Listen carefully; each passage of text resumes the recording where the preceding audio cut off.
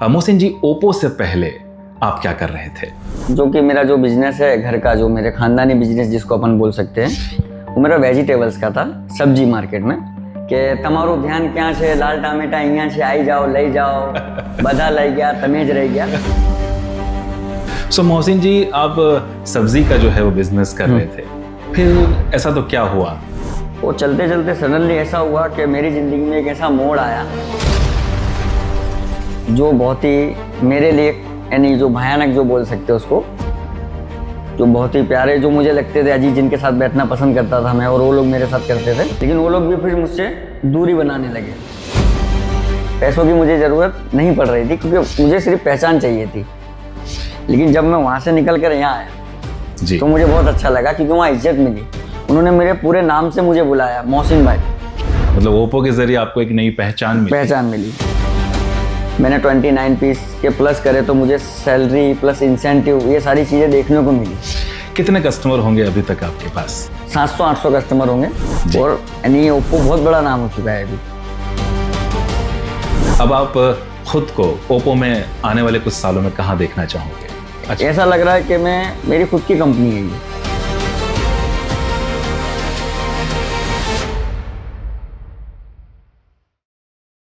नमस्कार and welcome. मैं हूं Shahzad Hussain Shaikh from Oppo Gujarat team. Oppo, make your moment inside story. आप तमाम का बहुत बहुत स्वागत एंड अभिवादन।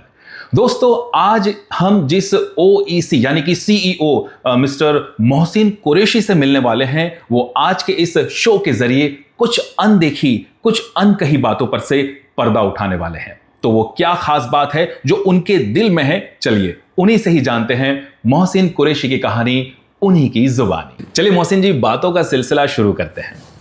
सबसे पहले ये बताइए, आपको कैसा लग रहा है मोहसिन जी यहाँ पर आकर? मुझे यहाँ आकर बहुत अच्छा लग रहा है सर। जो मेरी लाइफ का सबसे बढ़िया दिन है आज का, जो मुझे सबके सामने आने का मौका मिला, उसके लिए बहुत बहुत शुक्रिया सर आपका।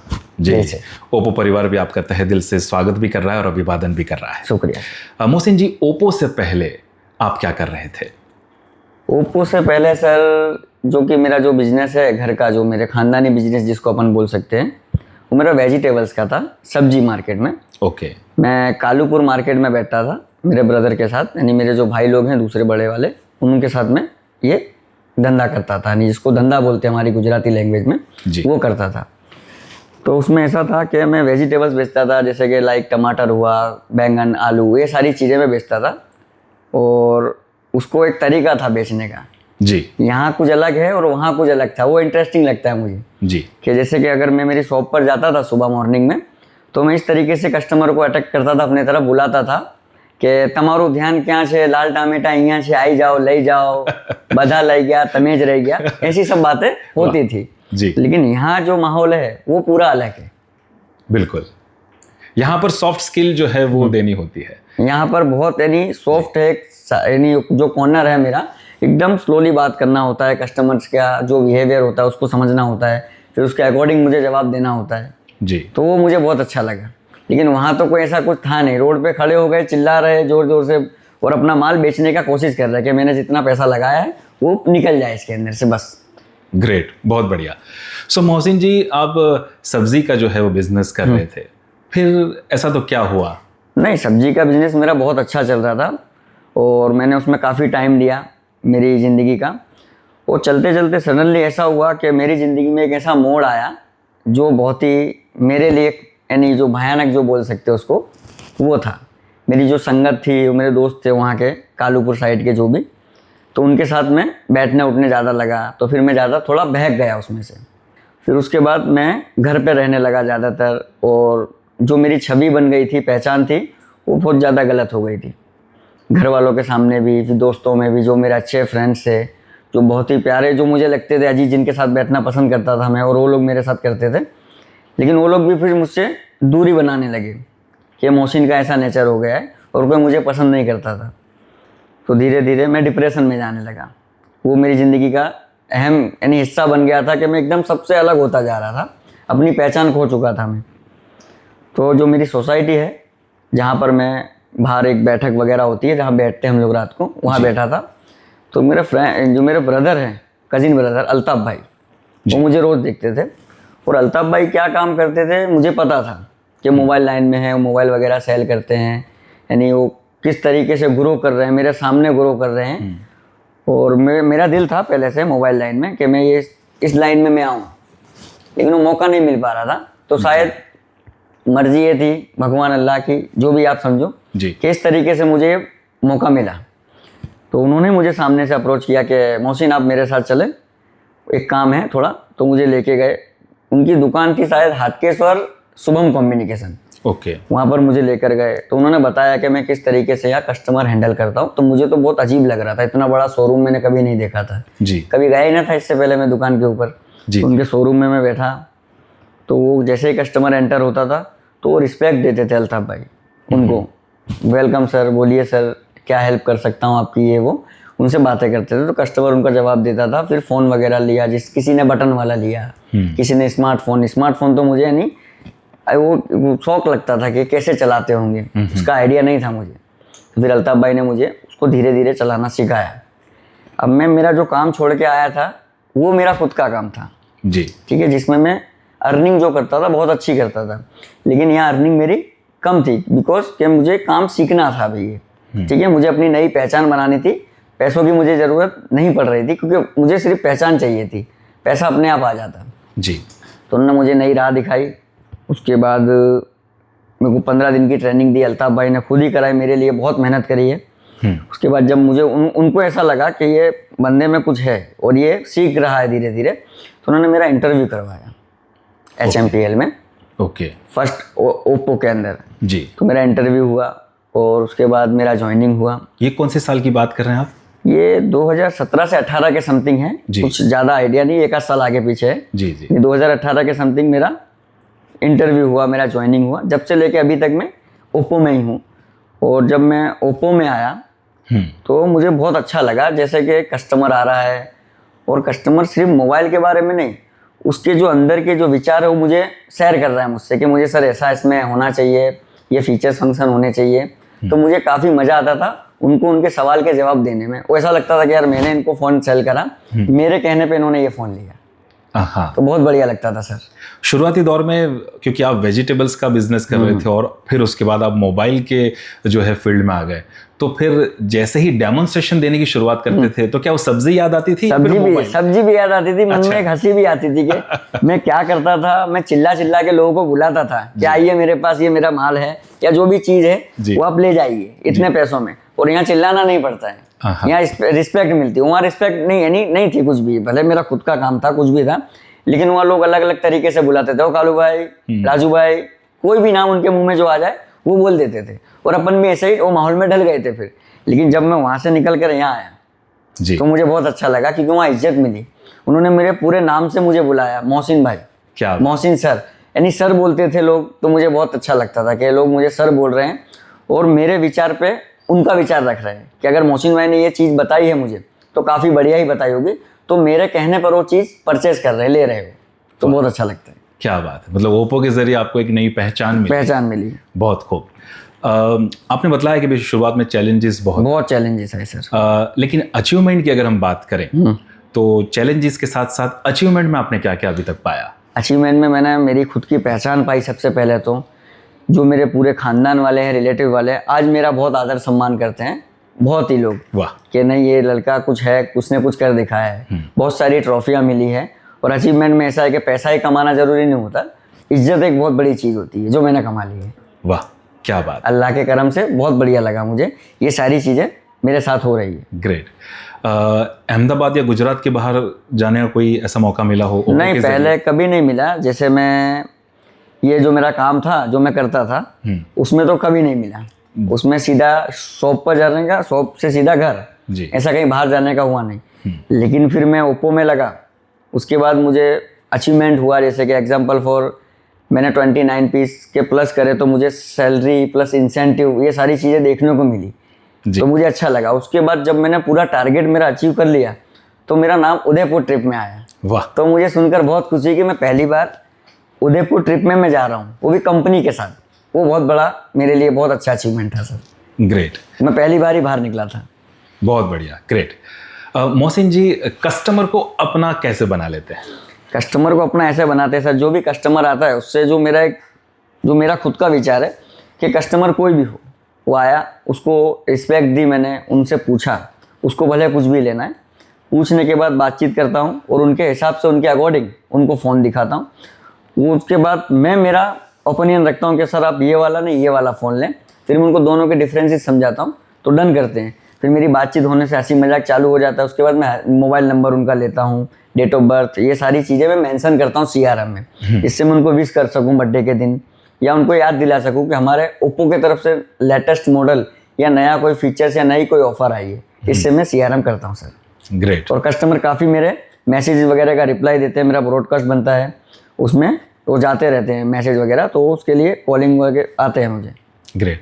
कितने कस्टमर होंगे अभी तक आपके पास? मेरे कस्टमर 700-800 कस्टमर होंगे वाह। जो अभी तक मैंने कमाए हैं, जो जेन्युइन है, जो मेरे सिवा कहीं से फ़ोन नहीं लेते हैं। अगर मैं उनको बोलूं कि सर ये नया फ़ोन आ रहा है तो आप एक बार देखने के लिए आएँ, डेमो वगैरह आया है हमारे स्टोर पे, तो आते हैं।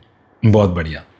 अभी फिलहाल अगर मैं ओप्पो के फाइंड सीरीज के बारे में बात करूं तो फाइंड X9 अल्ट्रा और X9s बड़े ही जोर शोर से लॉन्च हो चुके हैं। बढ़िया फ़ोन है सर। वो ऐसा फ़ोन है कि जो कैमरा फीचर्स होते हैं कैमरा X9 अल्ट्रा का, उसके रिगार्डिंग बहुत बढ़िया फ़ोन है, जिससे आप यूट्यूब का वीडियो वगैरह और इंस्टाग्राम की स्टोरी या कोई भी आप ऐसा पॉडकास्ट वगैरह कर सकते हो, उसके लिए बहुत ही बढ़िया है सर। बहुत बढ़िया, आपने मुंह की बात छीन ली मोहसिन जी। अभी फिलहाल जो हमारा ये जो पॉडकास्ट चल रहा है वो हम ओप्पो के फाइंड X9 अल्ट्रा और X9s के जरिए ही रिकॉर्ड कर रहे क्या हैं। बात है सर। जी, तो इसकी जो क्लैरिटी और क्वालिटी है ये भी आज दर्शक मित्र जो बिल्कुल से महसूस कर पाएंगे। यानी इस प्रकार से अगर आपको पॉडकास्ट का जो है एक रंगत सजानी हो तो बिल्कुल से आप इस फोन के जरिए बिल्कुल से ये शूट कर पाते हैं और ये एक अलग ही एक्सपीरियंस पा सकते हैं। बेशक बहुत बढ़िया फ़ोन है सर ये। ये तो आपने एक बात बतला दी, आपको क्या अच्छा लगता है ओप्पो फाइंड X9 अल्ट्रा में? मुझे जो अच्छा लगा है वो फाइंड X9 अल्ट्रा के अंदर ये अच्छा लगा है कि उसके अंदर 50 मेगापिक्सल का कैमरा है विथ 10x ऑप्टिकल जूम के साथ जी। और दूसरा जो है उसके अंदर 200 मेगापिक्सल का डुअल कैमरा, जिसमें आप 1x और 3x दोनों में फोटोग्राफी कर सकते हैं। इस प्राइस सेगमेंट के अंदर मैंने किसी प्रीवियस मॉडल के अंदर अभी तक ये नहीं देखा सर, ये मुझे बहुत अच्छा लगा। बहुत बढ़िया, और उम्मीद रखते हैं कस्टमर्स को भी ये बहुत पसंद आएगा सर, बहुत पसंद आएगा। मोहसिन जी, आप पिछले 8 सालों से ओप्पो से जुड़े हुए हैं, तो पहले के जो फ़ोन जो एंट्री लेवल के ओप्पो के आते थे और अभी जो आ रहे हैं, और जो पहले कस्टमर आते थे और अभी जो कस्टमर आ रहे हैं, क्या डिफरेंस आप देख रहे हैं? बहुत डिफरेंस आया सर अभी तक। तो जो पहले कस्टमर आते थे वो रैम रोम वगैरह मांगते थे, इतनी रैम होनी चाहिए, ये स्टोरेज होना चाहिए, बस वो कैमरे की या डिज़ाइन की कोई डिस्प्ले की बात नहीं करता था, इतना अनुभव नहीं था किसी को जी। लेकिन जैसे जैसे जो भी साल चेंज होते जा रहे हैं तो कस्टमर का नज़रिया भी चेंज होता जा रहा है। और हमारी कंपनी सेम वही करती है कि जो कस्टमर बोलता है वही बना के देती है कंपनी, और हमसे भी सलाह लेती है कि हमको क्या करना चाहिए और किस तरीके से करना चाहिए। बहुत अच्छा लगता है कि जब कोई इतनी बड़ी टॉप लेवल कंपनी हमसे सलाह ले रही है और हमको उनकी ऑफिस में बुला रही है कि तुम हमको सजेशन दो कि इसमें क्या क्या हम एक्स्ट्रा ऑर्डिनरी करें जिससे हमारा मार्केट में सेल हो और नाम हो। तो पहले लोग जो मांगते थे रैम रोम वगैरह मांगते थे, अब जो कस्टमर आ रहे हैं वो AI के पीछे है, AI फीचर्स मांग रहे हैं, और हमारी कंपनी सेम वैसा ही करती है। उसमें बहुत सारे फीचर्स AI के ऐसे ऐसे देती है जो प्रीवियस कंपनी में, अदर कंपनी में नहीं है। वाह, मतलब कि जो तुमको हो पसंद वही बात करेंगे। बेशक, क्या बात है, बहुत खूब।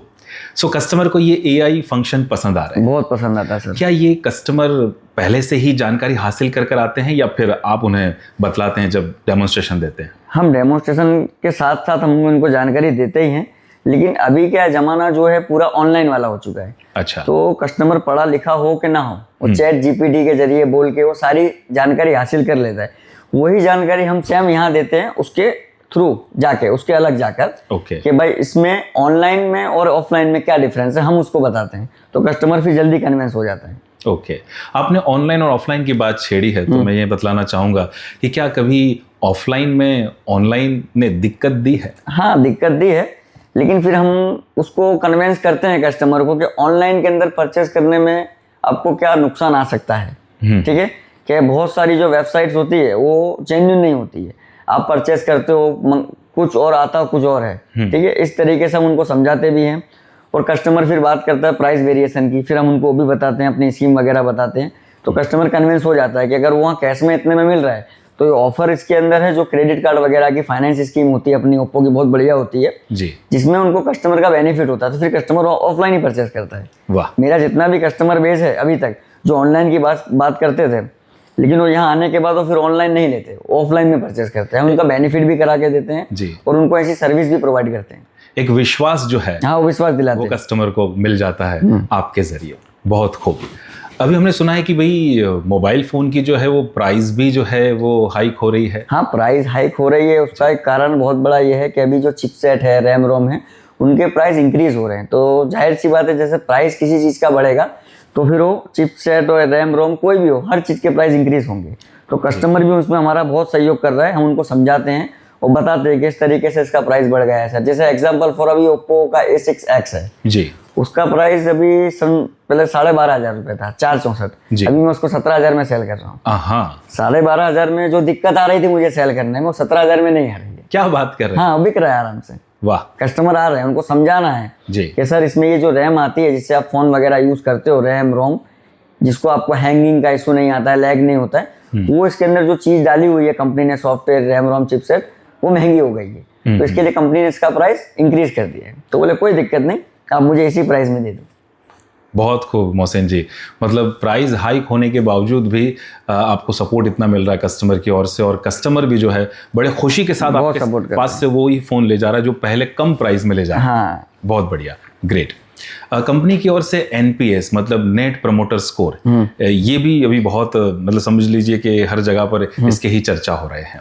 तो नेट प्रमोटर स्कोर के लिए आप हमारे OEC मित्रों को क्या कहेंगे?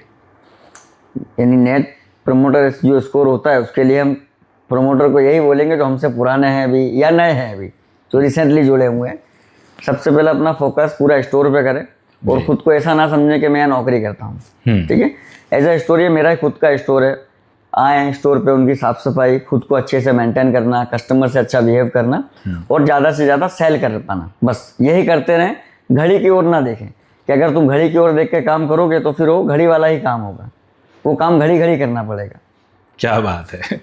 बहुत घड़ी की ओर ना देखें, अपना काम दिल से ईमानदारी से करें, बस यही कहना चाहूँगा। ग्रेट। NPS की जो प्रोसेस है बताना चाहूँगा मैं, खास करके नए जो OEC हमारे उनके लिए। जी। जो NPS की प्रोसेस है उसके अंदर अपन ने कोई फ़ोन ओप्पो का सेल करा तो कस्टमर को खास ये बताना है कि 24 घंटे के बाद और 24 घंटे के लिए एक सिस्टम मैसेज आता है कंपनी की तरफ से। इस पर क्लिक ऑन करना है और उसके अंदर 0 से 10 नंबर, यानी 0 से 10 नंबर आपको उनको देने हैं। और उसमें कस्टमर का फीडबैक भी जरूरी है, जिससे हमारे स्टाफ का, हमारे स्टोर का, हमारी कंपनी का इम्प्रूवमेंट हो सके। ओके। ये खास बताना है जी। और ये जो फ्लैश मैसेज होगा ये क्या मतलब टेक्स्ट मैसेज होगा या कोई नोटिफिकेशन? नहीं, ये नोटिफिकेशन बार पर आएगा, सिस्टम मैसेज है ये, फ्लैश मैसेज। ओके। ये 24 घंटे के लिए रहता है, वो डिलीट ना हो जाए। वो कस्टमर को पूरा समझा के अच्छे से फ्री भेजना है। फ़ोन एक्टिवेट करने के बाद ये करना है, फ़ोन एक्टिवेट करके ही देना है। उसके 24 घंटे के बाद ये मैसेज आएगा और 24 घंटे के लिए ही रहेगा वो, उसके बाद वो चला जाएगा वो। ग्रेट। सो इससे इम्प्रोवाइजेशन जो इम्प्रोवाइज मिलेगा, कंपनी का, स्टाफ का, हमारा प्रोडक्ट का, सबका सबका होगा। बहुत खूब आपने बात बतलाई हमारे तमाम OEC मित्रों के लिए। मोहसिन जी, आपके सक्सेस का राज क्या? सक्सेस का राज ये है सर कि सबसे पहले तो अपने से बड़ों का सम्मान करना, सबकी इज्जत करना, ठीक है। और दूसरी बात ये कि काम को काम के तरीके से करना, ना कि इंजॉयमेंट के तरीके से। दुकान पे आ रहे हो, 11 बजे का टाइम है और तुम 1 बजे 2 बजे आते हो, कोई मतलब नहीं, फिर सक्सेस नहीं मिलेगी। सिर्फ तुम पैसा कमाओगे, कोई तुमको जान नहीं पाएगा। टाइम से दुकान पर आना, उसके बाद टाइम से सेल करना, टाइम से स्टोर क्लोज करना, साफ सफाई रखना, हिसाब रखना, ये सारी चीज़ें मेरा सक्सेस का राज है। क्या बात है, बहुत खूब। सो जो 8-9 साल पहले जो शख्स आपको जिस नज़र से देखते थे, अब 2026 में वो आपको किस नज़र से देखते हैं? अब उनकी नज़रें चेंज हो गई है। हाँ, अब वो मुझे काफ़ी सम्मान के साथ और काफ़ी आदर के साथ देखते हैं कि ये बहुत बड़ी कंपनी में ये जॉब करते हैं। और यानी ओप्पो बहुत बड़ा नाम हो चुका है अभी लेवल के अंदर, तो मेरे को बहुत इज्जत देते हैं अभी, वो मुझे बहुत अच्छा लगता है। क्या बात है। अब आप खुद को ओप्पो में आने वाले कुछ सालों में कहाँ देखना चाहोगे? ये है कि मेरा ग्रोथ हो जाए, जैसे कि मैं भी पहले प्रमोटर था, फिर OEC बना, फिर सीनियर OEC बना, अभी जी, सीनियर OEC हूँ, CEO। CEO हूँ मैं भी। तो कैसा लगता है आपको? बहुत बढ़िया लगता है सर। आप जॉब करते हैं वैसा लग रहा है या नहीं, अच्छा। ऐसा लग रहा है कि मेरी खुद की कंपनी है ये। हाँ। खुद की कंपनी का मतलब ये है कि मैं जैसे कि सेल्फी डालता हूँ इन आउट की, बस वो ओनली फॉर वहाँ तक नहीं है। मुझे कोई भी परेशानी दिक्कत हो तो मैं मेरे जो BDM है, OSM है, जो मेरे ट्रेनिंग मैनेजमेंट के सिस्टम, जो जितने भी लोग जुड़े हुए जी। हैं, वो सब मेरी हेल्प करने के लिए हाजिर हो जाते हैं। क्या? एक मैसेज के ऊपर मेरे स्टोर पे आ जाते हैं। यानी मेरे लिए नहीं, जितने भी प्रमोटर्स हैं उनके सबके लिए हाजिर रहते हैं। तो बहुत अच्छा सपोर्ट देते हैं सर, बहुत अच्छा लगता है सर। वाह। मोहसिन जी, हमारे दर्शक मित्रों के लिए मैसेज क्या होगा? दर्शक मित्रों के लिए यही मैसेज है सर कि जो ऑनलाइन वाली ज़िंदगी चल रही है उसमें आप ऑफलाइन से अगर खरीदी करते हैं तो ज़्यादा बेहतर रहेगा, क्योंकि अपनों के साथ रहें, परिवार के साथ रहें। ऑफलाइन में कैसा होता है कि आपको कोई भी चीज़ परचेस करनी है तो आप उसका लाइव एग्जाम्पल कर सकते हो, उसको देख के उसको पसंद करके फिर ले सकते हो। और ऑनलाइन में सिर्फ फ़ोटोज़ और डिटेल्स वगैरह देख के आपको परचेस करना होता है, लेकिन आप ज़्यादातर हो सके इतना ऑफलाइन में खरीदी करें तो ज़्यादा बेहतर है। ये मैसेज मेरा है। क्या बात, बहुत खूब। So Mohsin ji, Oppo make your moment inside story में आने के लिए आपका बहुत बहुत हम शुक्रगुजार हैं। मैं भी आपको बहुत बहुत धन्यवाद करना चाहूँगा, शुक्रिया अदा करना चाहूँगा सर। ओप्पो परिवार ने मुझे इतने अच्छे, इतने बड़े मंच पे बुलाया और मेरी पहचान, जो मेरी नहीं थी पहले, मेरी पहचान बनाई और उसको अब हर कोने में पहुँचाने का काम किया। उसके लिए बहुत बहुत शुक्रिया सर। क्या बात, वाह मोहसिन जी, वाह। तो दोस्तों, ये थे अपनी एक नई पहचान बनाने वाले मोहसिन कुरैशी, जो थे Oppo make your moment inside story के जरिए। दोस्तों, आज का सफर बस इतना ही। नेक्स्ट एपिसोड में मिलेंगे एक नए अंदाज, एक नई बात, एक नई शख्सियत के साथ। तब तक के लिए आज्ञा दीजिए। धन्यवाद।